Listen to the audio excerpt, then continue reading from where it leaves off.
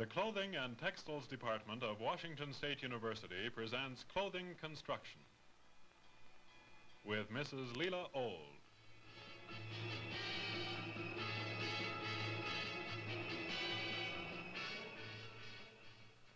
And now for today's lesson, here is Mrs. Old. Now that you have finished your buttons and buttonholes and have set the buttons on and have finished all the other details around the collar and the facing, we should be ready to put the facings onto the sleeves. The long sleeve is very similar to the one you made in the last dress, and except for the details of the overarm seam and the underarm seam of the gusset, I don't think there's anything we need to say. Also, the proposition of the facing is similar to the cuff that went on to the other sleeve, except that this has a curved line, and when this was stitched on, this had to be carefully clipped before you could do your understitching, and whatever finish you're going to put along here will still remain to be done when the seam is closed. Now we are ready to close the underarm seam and to prepare a place here for the zipper, which is going to go into the side seam of this dress. So we'll turn this to the wrong side and close this underarm seam. Starting with the end of the sleeve, this seam would be directionally stitched from here down anyway, and since we're only having a very short bit of seam here, we would, even if it were against the direction of this amount of the seam, we would stitch it down. So with this in position at the stay stitch line, at the clean finish line there of the facing, this will be stitched with a regulation stitch and a regular seam allowance.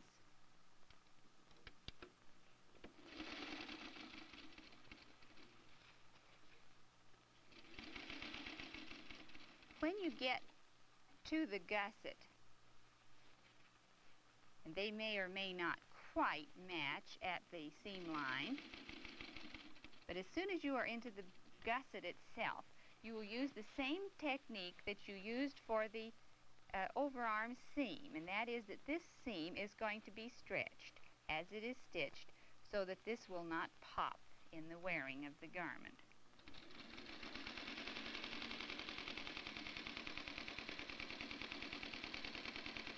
It isn't very often that we stretch a seam, but this one wants to be. Then closing down to the top of the zipper opening, and you can measure this.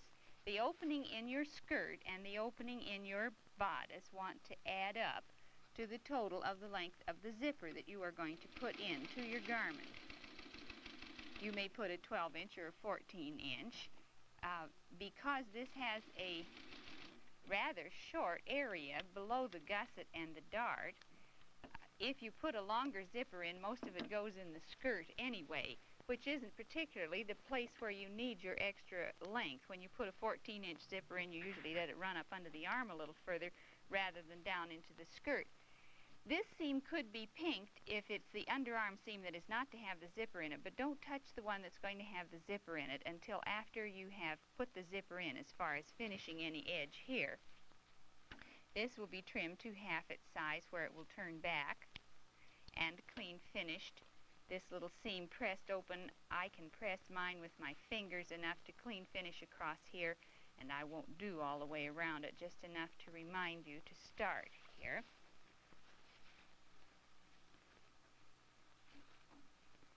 Across the seams that holds them open. I said I didn't need to press it. There we go.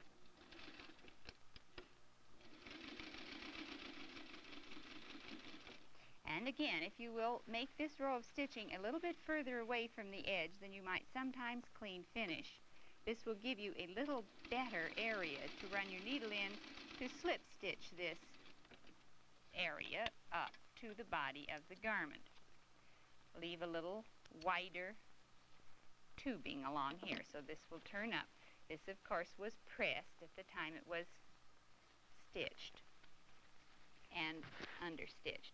This will then fit smoothly right around the arm's eye of your short sleeve. The long-sleeved one will be hemmed in a similar fashion. It does not have a facing. It just turns back.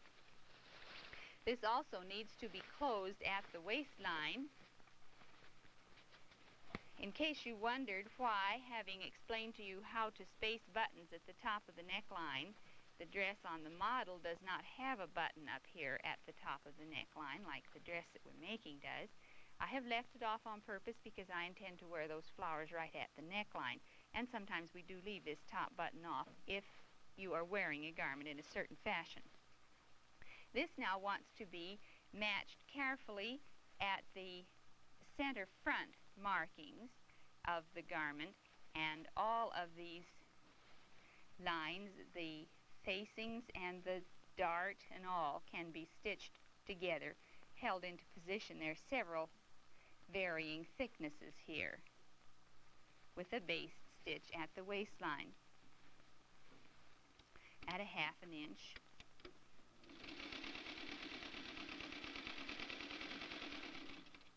When this has been completed, you should be ready to put your dress on to see how you like the fit of your bodice, or if there's any place you would like to alter it. Quite occasionally we change our minds about the way we want things to fit because of the way the fabric handles, the way this particular garment looks on us. So it is no error if you want to change something, if you find that you didn't do a good job fitting it. If, for instance, in making this one a 1/2 inch shorter, because it has fitted darts, you have it a little too short-waisted. You have some seam allowance you can use. If it's too long-waisted, it will wrinkle, make a roll around your waist above your belt a little, and you can take that out. Then correct your little instruction sheet to yourself so that you know how you want to have your patterns measure as you're ready to cut another garment. This should finish your bodice, ready to put it to the skirt. Now, we haven't talked about the skirts at all. Let's go now to the table and look at the patterns for the skirts, because there are a couple of things that we can settle by looking at them. Let's talk first about this full skirt. If this is the one you are making, you will find that there are markings, and a lot of them, around the top of the skirt, which when you trace them onto the wrong side of your fabric, don't show on the right side. And on the right side is where you need to know where they are. And so will you take the bobbin out of your machine and change it to a contrasting color. In fact, you will need 2 contrasting colors for the front. At least that's an easy way to keep it straight. And run a row of machine basting on each one of these lines. Make the solid lines one color and the dotted lines another color. Then you can follow the instructions along the top of your pattern, which say something like this: move the dotted line to the solid line, and you will be able to tell which one is which after you have the pattern off of it. After this has been marked with machine basting, it will be necessary to sew up the front seam, because after this has all been held into place, it isn't easy to handle the seam. So stitch the front seam and press it carefully.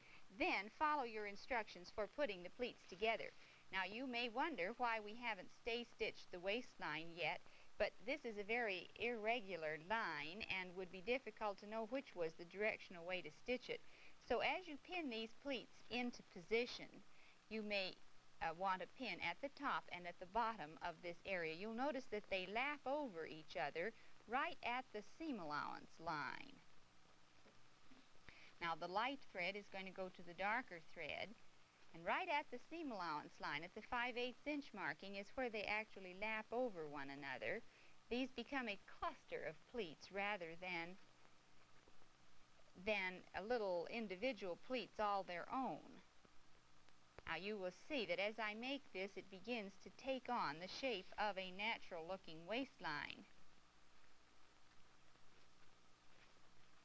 And after these have been put into position, then is the time to stay stitch, and I would do this also with a baste stitch, this whole waistline front of your garment. And since there isn't any place where you can be absolutely sure of stitching directionally, stitch from the side seam toward the center front as usual. The pleats, various portions of them, differ. This is quite thick, And as you see on the back, the pleats lie not only on top of each other here, but the clusters of pleats lie on top of each other too. These all should be lined up perfectly. If you have stitched your put your pleats into position right here, this will be a continuous line and will look like a natural waistline. This now is ready to stay stitch and have it held into position.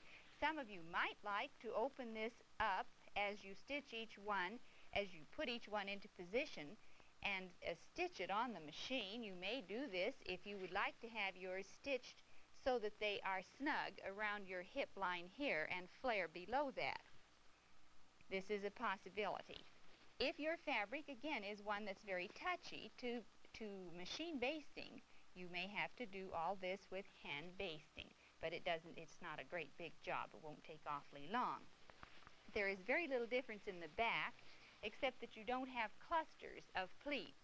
In the back, your pleats all move toward the center back, and as you pick up each part of your pattern, it will move toward the center back. And the only place where you have difficulty here is that with this dart, shaped as it is, and lying underneath a pleat, which is going to move toward the center back, after this has been stitched, the dart must be trimmed away in here. Otherwise, it laps over the side seam allowance, and your zipper goes under there, and it would get in your way. This is the only tricky part about the back. It, too, should be machine-based marked. Oh, possibly some of you will have a fabric that you could see a tracing mark through to the right side, but this would take a person who was fairly skilled in working with fabric to be able to see the line and tell which one was the dotted one and which one was the solid one. So the machine basting would be a safer way to work. Do the center back seam again, and then work the waistline seam and continue as you did the front.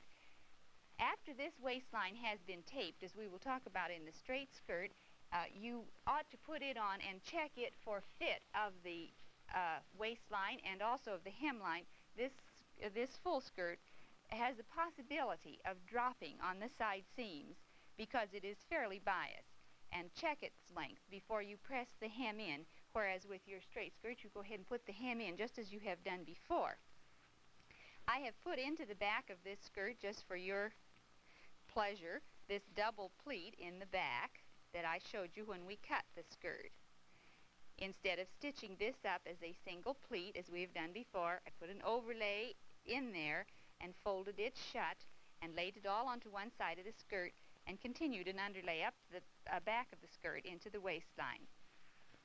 There is nothing different otherwise than this about this skirt than the very straight one that you've made, except it doesn't have a center front seam.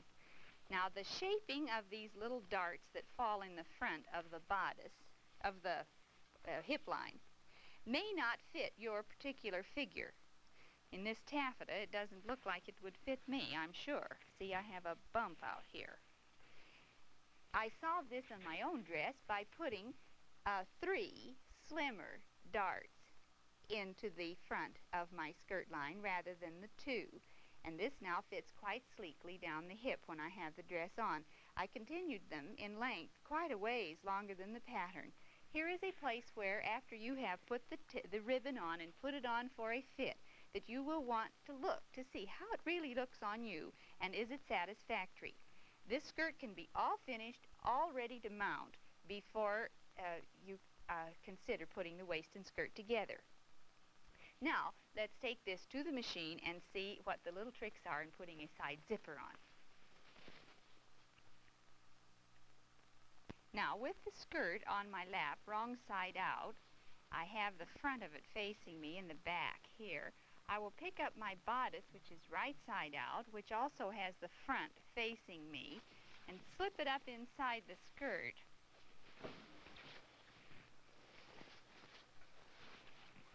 Now I have the right sides of the front, skirt and bodice, together, and I can put a pin in there to hold them into place, and I know that I now have the front of my skirt and the front of my dress in place.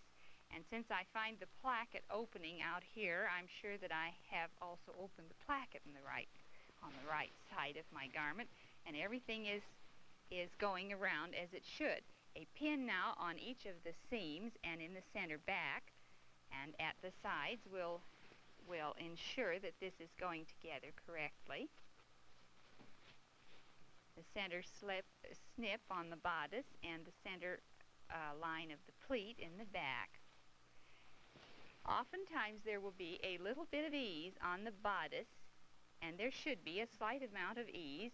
This particular garment has less ease between the stated waistline and the size of the bodice than some, but there is even so a little bit of leeway. This will be held in as you stitch, so that the little bit of ease, which maybe you can see, there's just a little bit there, will be held toward the side seams and before you get past the dart, so that right across the center front and right across the center back there is no ease at all. Now, to stitch this waistline and the skirt and waist together, there's one little trick that makes it much easier for putting in the zipper, and this little trick is right here at the beginning of the seam line. Instead of stitching on the stitching line of the ribbon, which is where we will expect to stitch the most of the skirt and waist together, we're going to start halfway up in the ribbon and not come to the seam line of the ribbon until we have also come to the 5/8 inch seam line of the side seam. So this becomes a slanting seam here that slants from the middle of the ribbon to the edge of the ribbon at the 5/8 inch seam allowance line. From here around now, we will key the edges of our fabric and the waistline edge of our skirt, which lets a little of it show above the ribbon, and stitch this right on the stitching line of the ribbon, encouraging any fullness which there may be in the bodice to fall before we get to the darts. This doesn't want to form tucks in the pleats, but it does want to fall into the body of the waist before you get to these little darts.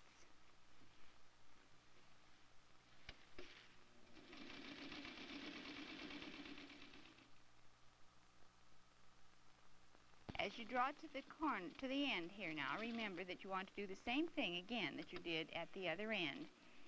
When you come to the 5/8 inch seam allowance, pivot out and go to the middle of the ribbon. This, when you lay the zipper in here, makes a much easier opening. You see that this lets this line open as wide as it wants to, rather than pinching in here, which sometimes makes it very difficult to put the zipper in. This gives you a straight line for putting in your zipper. Now you will want to put this on and try it on again for the fit of the waistline when the waist and skirt are together. Very probably there will be no problem here, but if something isn't satisfactory, now is the time you want to fix it before you go ahead with the zipper. After you've had it on and you are satisfied with it, or you have corrected it, then this will be trimmed to half its size underneath the ribbon, the waistline seams. And they may be graded out, and they may have the little ends of the darts trimmed off if this is particularly thick. In this fabric that I'm working on, this wouldn't make any special difference.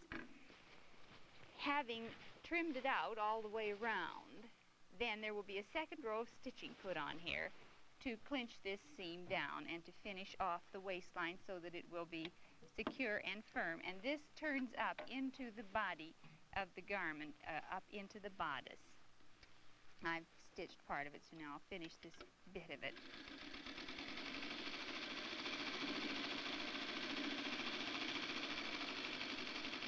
And we'll be ready to put in the zipper. A zipper is the same situation that we had before when we put in a skirt zipper, with the one slight change of having to have a little pleat at the top as well as at the bottom. This will be baste stitched shut, being sure that you don't cheat yourself on your 5/8 inch seam allowance. You need a full 5/8 inch seam allowance here.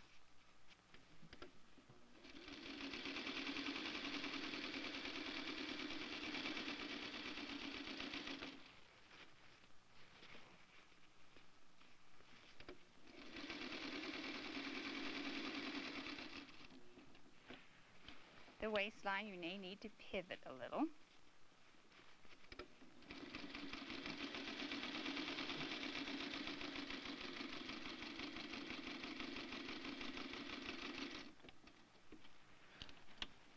and then press this seam open.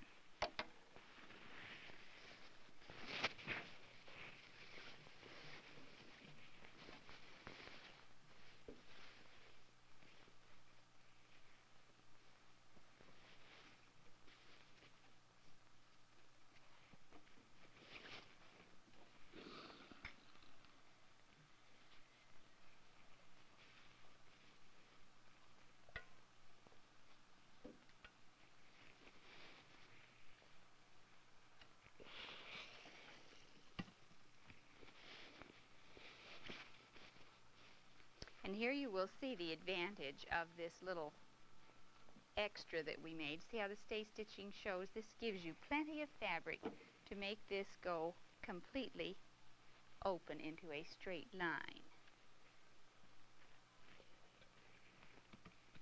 The routine now for putting in your zipper is the same that we used before. The garment lies on the machine in the same position that you had it as you stitched that seam line shut. The zipper is placed face down on this seam allowance with the end of the chain at the place that you have marked for the closing of your zipper, and the metal just touching the seam line itself. This runs right up along the seam line itself. Check to see that this is coming out to the length that you wanted it to be. I have a mark here for the end of my stay stitching, my base stitching, so this has to slide down into my garment a little bit.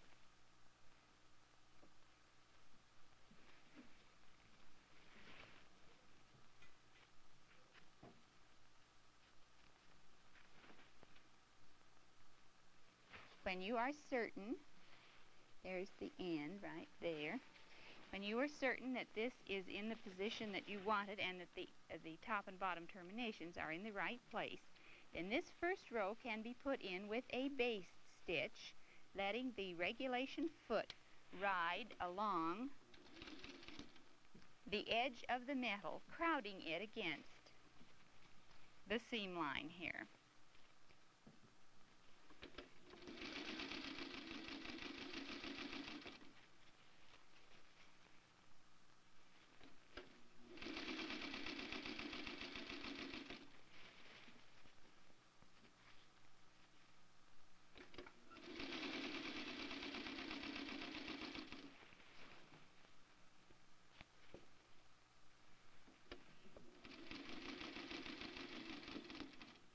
At the waistline, it often helps to pivot this slightly.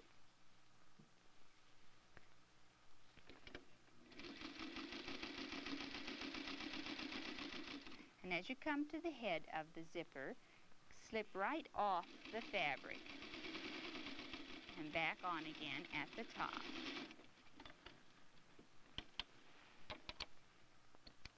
The second row is done with the regulation stitch and with the zipper foot.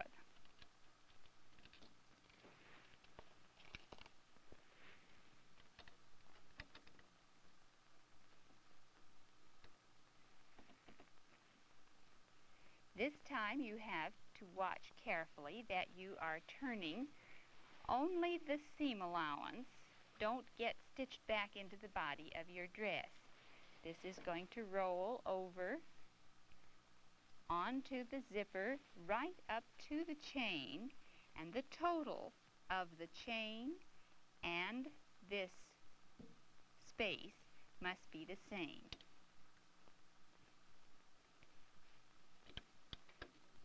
The stitching wants to come quite close to the edge and quite close to the metal.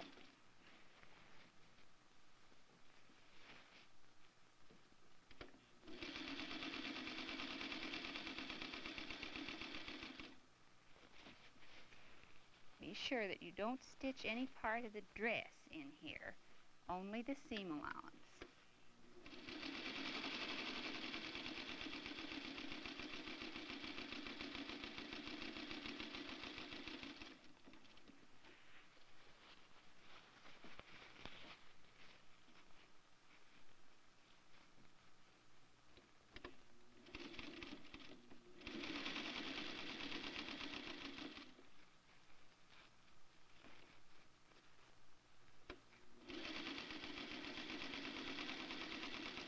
And as you come near the head here, this will have to slip by quite close.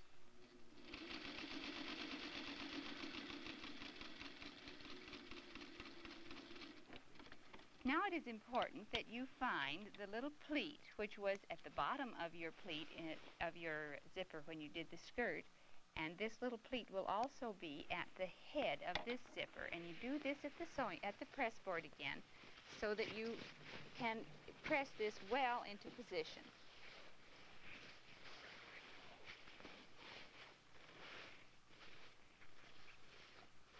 Here is the little pleat. This little fold of fabric which falls down here as a result of this second row of stitching. And as you press the zipper over against the seam line where it's going to fall, you get this little pleat. And if you work close to the edge of your press board, you don't need to be up on a cushion here for this. And as you come to the top, you will find this same little pleat reoccurring, and be sure that you don't lose it.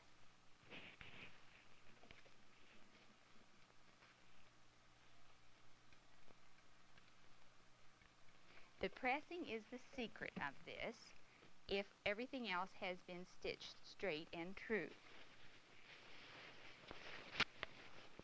Then you're ready to stitch across the bottom of it. And continue in the same fashion that you did on your skirt. This becomes a little bulky and clumsy when it's in a dress, but the method is the same. You want to be sure that your stitching starts far enough over that you are going to get beyond this seam line. So put the foot down below the metal and draw this thread up through so that you don't get a ball of thread underneath, which quite occasionally happens when you have the thread under there and you can't get your fingers on it. And then stitch across the bottom to some little mark in the tape that you can watch. And then stitch right up this marking in the tape, being sure that you encourage the zipper to stay over this way. Don't let it roll up at all. This should result in a smooth row of stitching and should satisfy you when you turn it to the right side. If it does not, this is one row you may have to take out and do over. Now your dress should be finished, with the exception of making a belt, which you know how to do, or you might like to buy one for this dress. The basting stitch, of course, has to be removed, and you may want to do some finished pressing. Put a little tiny bit of a pocket at the top here for the head of this zipper, and close it at the top, the same way you did the bottom, and your dress is finished.